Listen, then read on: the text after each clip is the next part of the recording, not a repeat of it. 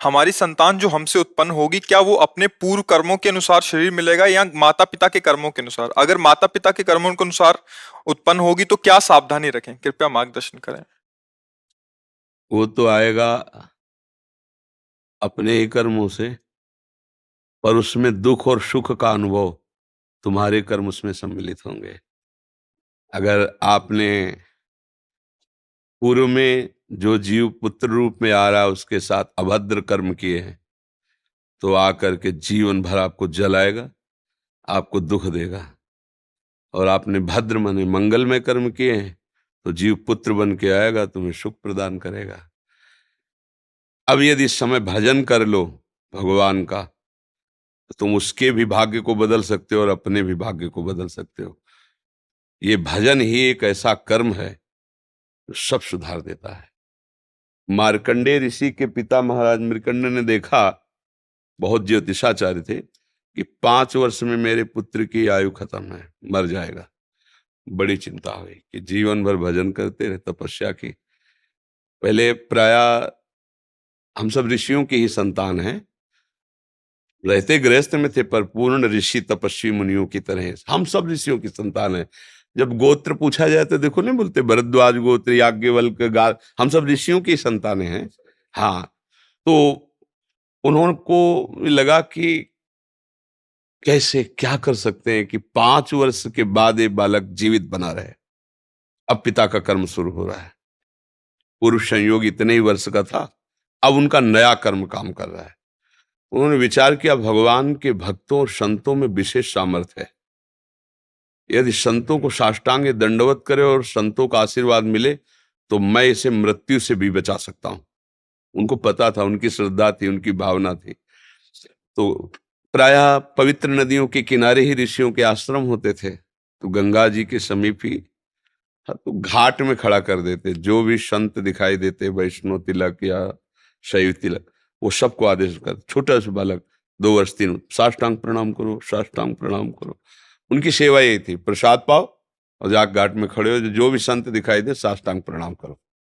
एक दिन प्रच्छन्न वेश से गुप्त रूप से सनक सनंदन सनातन सनत कुमार भी, अब आपको क्या पता कौन महात्मा किस कोटि का किस वेश में तुम्हारे पास बैठा है, या तुम्हारे संग वार्तालाप कर रहा है, या तुम्हें कभी मिल सकता है, हमारी दृष्टि नहीं है ना।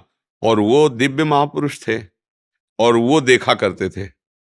जब साष्टांग प्रणाम किया तो चारों संत वेश में थे, उनका चिरंजीवी भव, बस वो आ गए। कहा, महाराज मेरी दृष्टि अचूक है, आप सनक सनंदन सनातन सनत कुमार चारों ब्रह्म कुमार हैं ना,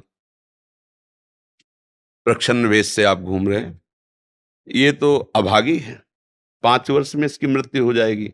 और आप कह रहे हैं चिरंजीवी भव, तो आपके वचन मिथ्या या इसका भाग्य मिथ्या?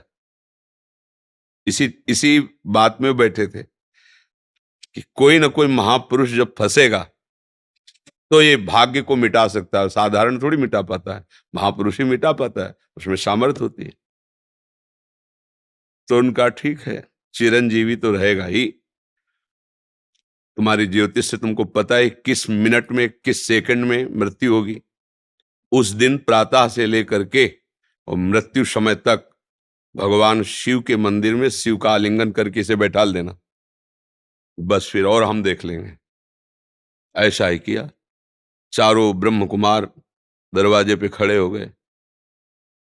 तो ऐसे पुरुषों के पास यमदूत नहीं आते, साक्षात धर्मराज आते हैं। धर्मराज ने देखा सनक सनंदन सनातन सनत कुमार, तो उनका इस जीव का समय हो रहा है, आप आदेश करें तो मैं इसे ले जाऊं। बोले मैंने तो चिरंजीवी भव कहा है। बोले ब्रह्मा के आप पुत्र हैं, ब्रह्मा के द्वारा ही विधान किया जाता है। तो इतनी वार्ता हो ही रही थी कि भगवान शंकर प्रकट हो गए। उनका कि कुछ बदलना नहीं है, 5 वर्ष की आयु ना, हाँ 5 वर्ष रहे, मेरी आयु के 5 वर्ष रहे। भगवान ब्रह्मा जी एक सुई लेकर के ऐसे कमल में छेद देते, आका 1 वर्ष हो जाता है। वो क्रम जब समय का नहीं, जैसे उत्तरायण दक्षिणायन देवताओं के दिन रात, ब्रह्मा जी का दिव्य 100 वर्ष का जो आयु का विवरण है ना, उसको जब पढ़ो तो होश खराब हो जाएगी। एक दिन में 74 मनु बदल जाते हैं, इंद्र बदल जाते हैं एक दिन में। और भगवान का समय, वो जो ब्रह्मा जी का समय, निमेष, पलक झपकना, इतना। इतने ब्रह्मा की पूरी आयु हो गई। 5 वर्ष उनके, आज तक मार्कंडेय जी जीवित है। उनको चिरंजीवी ऋषि कहा गया है मार्कंडेय जी का। अगर पिता भगवान का भजन करे तो अपने भाग्य और पुत्र के भी भाग्य को बदल कर जैसा चाहे वैसा कर सकता है। भावी मेट सके त्रिपुरारी। अगर भजन बल है तो फिर आनंद ही आनंद है, नहीं तो दोनों के कर्म संयोग से ही संयोग बनता है। तो मान लो पुत्र रूप में आ रहा है, अभी हमारा आपका पूर्व जन्म का कोई संयोग तो आपको देखते ही चिढ़ पैदा हो जाएगी। वो हमारा कर्म है जो आपको भी जला रहा है, मेरे को भी जला रहा है, दोनों में द्वेष पैदा कर रहा है। और अगर अच्छा देखते ही ऐसा लगा कि मानो हमने बहुत समय से अपने प्रियजन को बाद में देख, ऐसा लगता है ये तो हमारे बहुत प्रिय, और देखकर आनंद है, आप जाओगे खुशी हुई, हमारे खुशी हुई, क्या हुआ? कर्म ही सबको दुख सुख देता है और कुछ नहीं।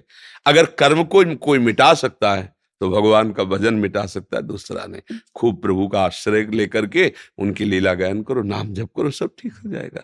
और गर्भस्थ शिशु को भगवत चर्चा सुनानी चाहिए, उससे प्रभाव पड़ता है।